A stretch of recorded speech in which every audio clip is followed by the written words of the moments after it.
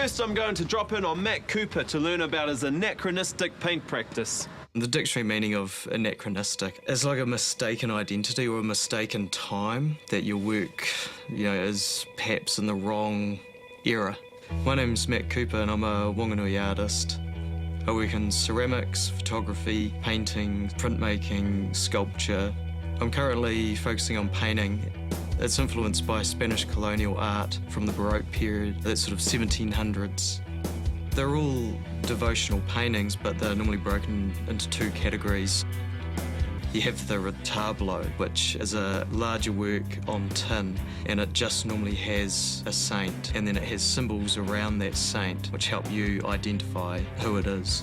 Retablo is Latin for re, which is behind, and tablo, which is like a table or an altar. You would commission one of these pieces by the village artisan, and then you'd take it to your church and you'd nail it to the back of the altar.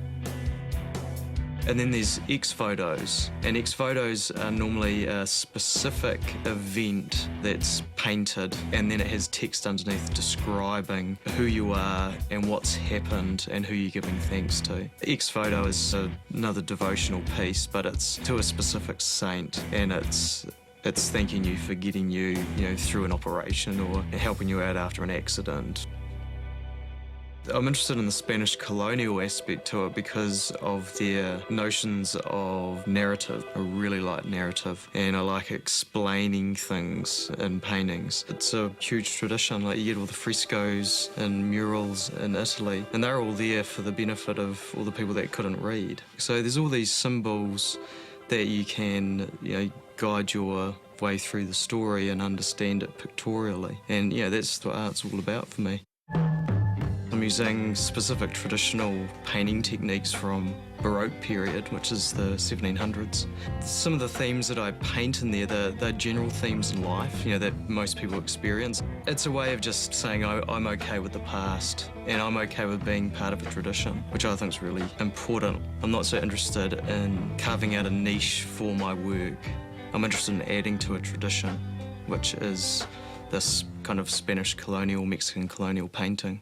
I want my work to open up the idea of a lot of the symbols that I use. So things like the Eye of Providence or the all-seeing eye, or general religious imagery, ladders, snakes, trees, apples, crucifixes.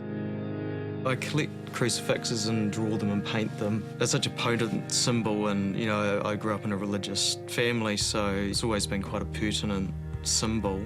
Although my family never had the crucifixes around the house so much. I started collecting them and then started painting these ex-votos. I showed my father a few of them, and he came out with this drawing that I did when I was 3 3/4 years old of a Christ crucified. Just sort of seeing that kind of made a lot of sense, that it was part of obviously my lineage and part of my artistic development. When I'm doing a painting, it's often an idea that, it's kind of cheesy to say this, but, it's when I'm in the shower or something, and a notion will come to me. I often write down my dreams, I write down really simple thoughts that I have, and often those are the ones that develop into, full-blown paintings. I'll do drawings, I'll think about how I visually want to represent it, I'll do research into the traditions, if there's any tradition behind it, and then I'll sketch it out, draw and draw and draw and Photoshop a bit, and it's often as simple as putting it through the printing machine onto an overhead transparency, putting it on the OHP, projecting it up, draw it up on the piece of tin or the canvas, and then just paint it, It's just sitting down and right into it and painting away.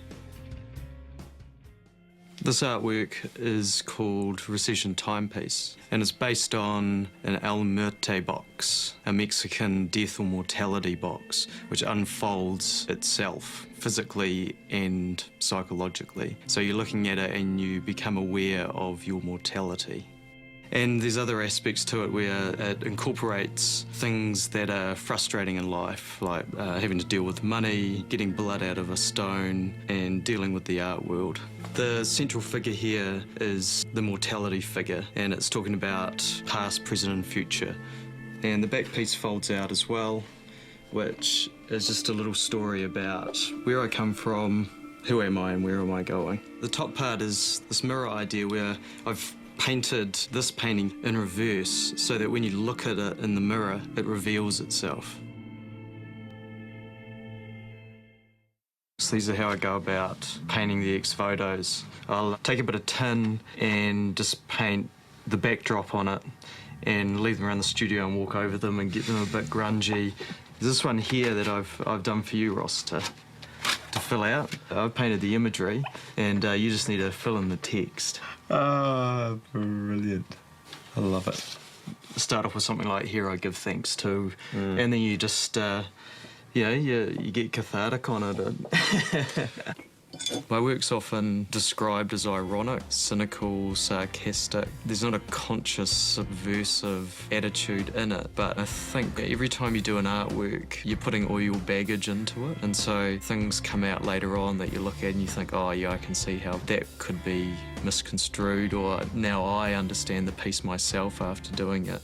So, you know, that's kind of a mark of what I think is a good artwork, is that it keeps unwrapping itself, keeps exposing new things. Done. Here I give thanks to the spirit of the self-employed, which sees me here in Whanganui painting in Matt Couper's studio. I could be dealing with the grind of my old life, but instead indulge in the make-believe world of making television. Wow, I'm stoked I got to collaborate with Matt on making this piece.